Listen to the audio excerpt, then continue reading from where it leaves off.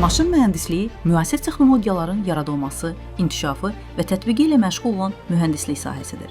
Bu ixtisas tələbələrə layihələndirmə və istehsal proseslərinin müasir, rəqəmsallaşdırılmış və avtomatlaşdırılmış üsullarını öyrədir.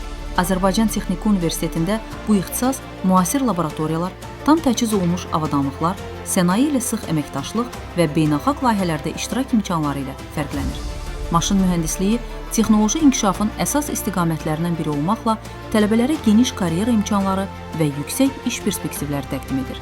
Tələbələr ixtisası bitirdikdən sonra mexanika mühəndisi, texnoloq-konstruktor, istehsalat və keyfiyyətə nəzarət mühəndisi, robototexnika və avtomatlaşdırma üzrə mütəxəssis kimi fəaliyyət göstərə bilərlər.